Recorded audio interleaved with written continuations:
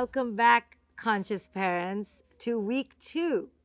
This week, we're going to go a bit deeper on our journey of conscious parenting. It may feel a little bit extra challenging this week. This is normal. It is challenging, to unlearn and undo all the stuff from our past conditioning. It feels weird. I often say that it's like a no man's land or a no woman's land, where you're in between phases, where you're giving up old belief systems, but you still haven't discovered the new. But I assure you, as you begin to release the old patterns, as you become conscious of your past, of your habits, you will, albeit slowly, enter a new space where you will begin to feel a deeper sense of liberation and freedom. So, today we are going to go for one of the biggest mythologies of parenting, the biggest. Are you ready? Now, this one is a hard one to break free from. I'm warning you. It's a pattern and belief system that is adopted by every parent the world over. Well, let me keep the suspense a little bit longer and ask you, what is the one thing that you want above all else for your child? Think about it. You got it. Every parent wants what you want. Every parent wants their kid to be happy and successful. Now, why is this such a prevalent need? Well, because we have bought into this mythology that our children deserve to be happy and successful. And guess whose job it is to get them there? Ours. There isn't a single parent I know that wouldn't say that their greatest desire is to raise a happy and successful child. This sounds like it's the most normal thing to desire as a parent. After all, what crazy parent is going to want an unhappy and an unsuccessful child? In fact, wanting our children to be happy and successful sounds not only normal, but it actually sounds downright selfless, sincere, and even angelic, saintly. In fact, when parents tell me that they want this for their children, they say it with a certain sense of righteousness and pride, as if by wanting this for their children, they are being good parents. However, and I'm going to do this, I'm going to debunk this. Here's the inconvenient truth. Yep, here I go again. But it's only when we relook at our belief systems and we unlearn them, that's when we awaken. So, when we say that it's our greatest desire to want our children to be happy and successful, let me tell you that it's this desire that actually messes things up for our children and ourselves. It's actually the cause of great disconnection. You see, these terms, happiness and success, these are so misunderstood that in our chase for them, we actually end up causing more harm than good. In fact, I will go so far to say that it is this chase that actually forms the root of much of the anxiety and stress we see in modern parenting today. And certainly, we see it in the weight our children carry on their shoulders. So to truly raise our children as sovereign beings, we need to deconstruct our desires for them. When we begin our sentences with the word I want, now right there are fundamental problems because two fundamental unconscious elements already exist and we need to become aware of them. I want. Right there are two problems, the I and the want.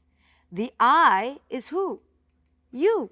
So right there, when you start a sentence with the word I, what you're saying in effect is that it's you. You are the one with the need and the desire. And the next word is want. Can anyone really dare to want anything for anyone else? What gives us this right? Now, of course, I understand that we all desire happiness for all those around us. Of course we do. But I'm showing you now how wanting these things for others sets up a resistance. It says, I do not want what is actually happening. Resistance. But I do want for something else to happen. Do you see how this creates a disconnection? Because the moment we resist the as-is of the present moment and want the as-is to be something other than it is, right there, we have created suffering for ourselves and for our children. So the first step to change begins with the acceptance of the as is. Now, this doesn't mean a passive surrender where you just are a pushover. No, but it does mean to see things as they truly are and not as we wish them to be.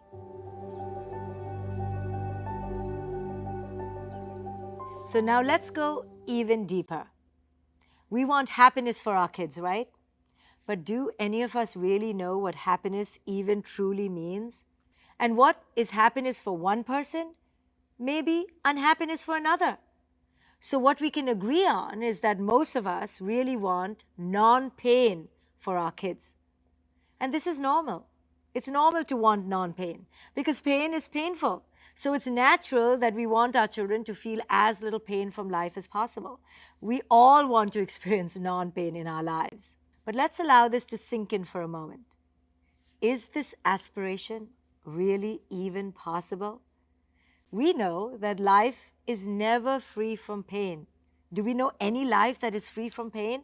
In fact, the very nature of life is to be intermittently filled with pain and non-pain. Pain is inevitable in life. In fact, pain is an integral part of life. Even the Buddha said, life is suffering. Life is full of ups and downs, joy and suffering. There is no light without darkness. You know, we cannot know the experience of joy without knowing the experience of sadness.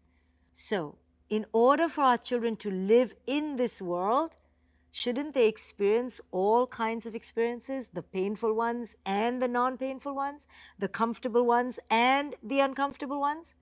So this idea of happiness as a goal, of life being with non-pain, is an illusion. And it's a dangerous one at that. One that causes us to judge ourselves, but also to judge life.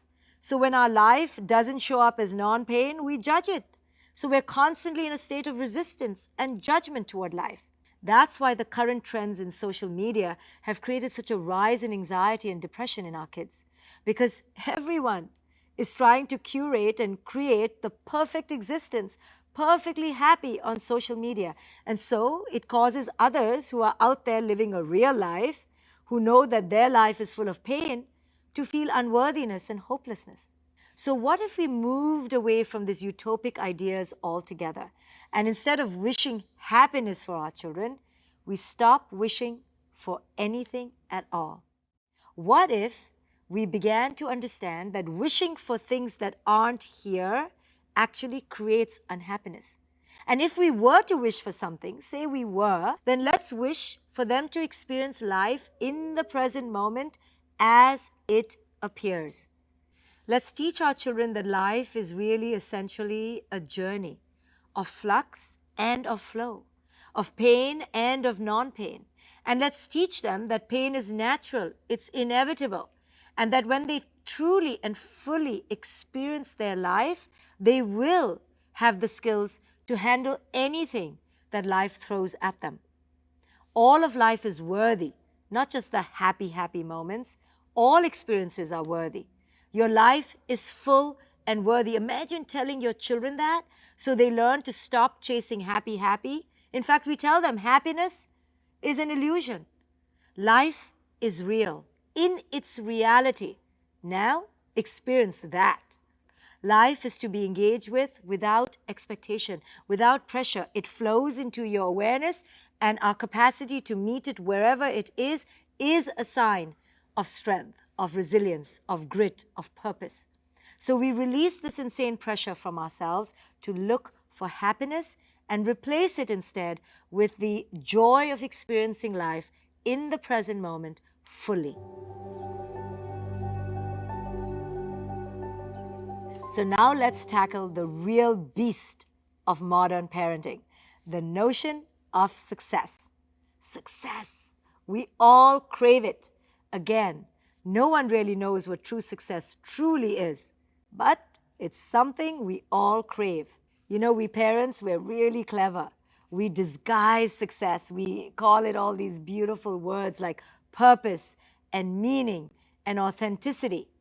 But if this is what we want for our kids, then why chase it? Our children, they're already purposeful. They're already possessing of meaning and authenticity. Whatever we think they should chase, They already have it. So let's not lie to ourselves. We mean only one thing when we say we want our kids to be successful. What it means is that we want them to win. We want them to come first, and we want them to be rich. Success means achievement and wealth. Let's be honest with ourselves. I can think of one of my clients, Cassandra, who ran her home as a virtual military academy. She would never ever admit it, of course. I just want to expose my kids to wonderful opportunities, she would say. She structured each day of her children's life into carefully piecemeal bits and sizes of different activities, one after the other, and many, many hours of tutoring, of course. Every moment of their spare time was spent on their enrichment. Yes, we parents love flinging that word around.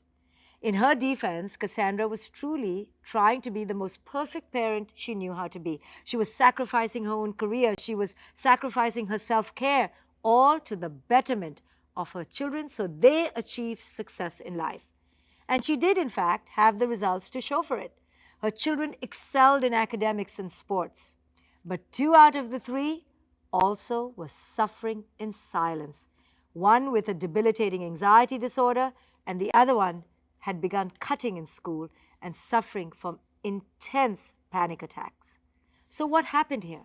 Most of us parents want our children's rooms to glisten in the dark with trophies and medals. We truly believe that the more achievements they can collect and possess and have and obtain, the easier their life will be and the less they will suffer.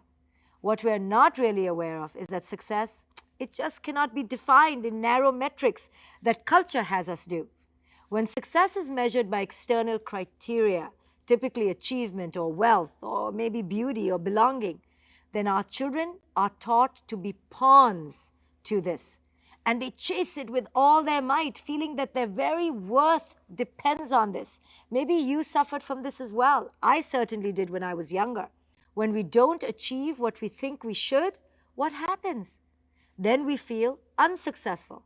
We feel unworthy. We feel anxious. We feel depressed. We feel as if we don't have a sense of self. So like a yo-yo, our children and our sense of inner worth and esteem is hinged on these ephemeral external concepts. Up when things are well and down when things don't go so well. And it's not just our kids, it's every adult as well. So when we pawn our sense of self to external criteria and swing with their merciless tides, forever unanchored in a rooted sense of worth, what happens is that we begin to become ungrounded. We begin to have anxiety attacks. We begin to worry. We begin to lose who it is we are. So pushing our children so that they get in front of the race, because we view life as a race, really needs to be a paradigm that needs to change. So do we really want to teach our children that they need to achieve the greatest heights in order to feel worthy and happy? Do we want to teach them that without external success, they are nothing? No. We cannot have our children base their sense of who it is they are on anything external.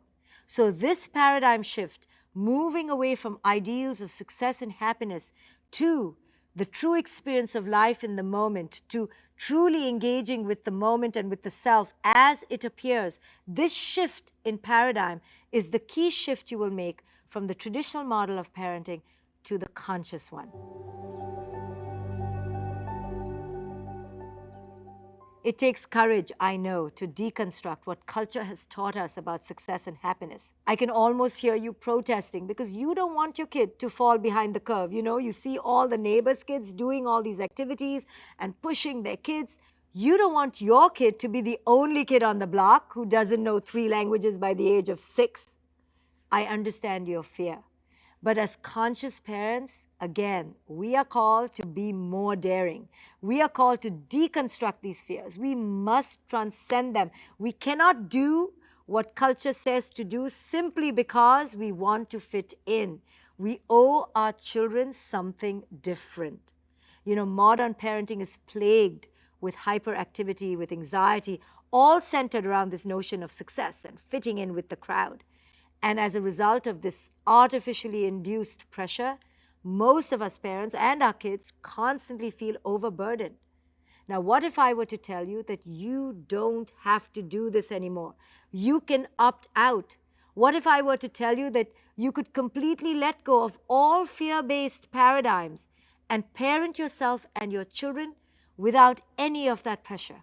In order to forge a new path, it is imperative that we completely let go of what the Matrix has told us. Let go of all that stuff that you were raised to believe, all your ideations around success and happiness and worth and belonging, and instead allow for a new experience of yourself, your children, and life itself. Conscious parenting is really about allowing our children to understand fundamentally that who it is they are inherently is worthy of success. It is happiness right there. We want our children to learn to be comfortable in their own skin, to celebrate who it is they are in this life journey, to accept themselves fully, because it is this self-acceptance that actually leads to the highest sense of inner peace, inner validation, and inner worth. So for today's task, we're going to reimagine a new way to think about happiness and success. We're going to change our entire belief systems around this. So imagine your child has just returned from school with their final report card. It is full of C's and one F. Imagine for a moment, now close your eyes, take a moment and imagine and write down how you imagine your reaction would be. What would you say? What would you do? How would you feel about your child? And more importantly, about yourself. After you've written this down, I would like you to look at your notes and reflect. What do you notice? What do you realize from this exercise? So observe how this feels. What comes up for you when you imagine allowing your child to have less than perfect moments and you can't interfere? Do you wish that you could jump in and rescue? Well, let me tell you that this desire to jump in and rescue is as much about your own anxiety as it is about your child's. So as you begin to visualize having a different reaction to unhappiness or to failure, you can begin to cultivate that muscle. So the next time you're caught in a moment of chaos with your kid, or they come home with a bad grade, or they're not invited to a party, you will allow them to embrace the pain, to allow for the discomfort. You will allow them to feel their own experiences. You will just observe, you will watch, and you will resist all urges to jump in, to fix, to meddle, and to solve. Of course, I'm not talking about any serious physical pain that your kids may be going through. Of course, for that, you have to jump in and rescue them. I'm talking about your child's emotional feelings. Can you allow those feelings to exist as is? Allow them to experience failure. Allow them to experience unhappiness and pain without your projection. So your children, they may be confused at first because they're used to having mommy or daddy jump in and meddle and fix and rescue and medicate. So they're going to look at you quizzically like, why aren't you doing anything? They may even think that you don't care. So now, this is an opportunity for you to shift in your consciousness and teach them that you're learning to accept life as it shows up. You're learning to honor and celebrate pain. And you're going to teach them to feel their feelings as they arise. Trust me, your children will soon learn and understand on their own the transformative power of pain. And like you, they too will begin to grow to see it as an immensely valuable and essential portal of transformation. So again, today's session, just like all our other sessions, is about you. You practicing and learning how to embrace your child in their unique life experiences as they are, without engineering, micromanaging, or embellishing. It's not an easy practice to step back and to allow. But believe me, this is the way you teach your children that they will not break or crumble when they are in a sense or moment of pain. In fact, when they see that they can handle pain and even transform pain, then you would have given them the gift of resilience. So observe yourself and share. Share with the rest of the parents what you're going through, your pangs, your angst, your regrets. because through the sharing, we will all grow. I'm so excited to see you here back again tomorrow.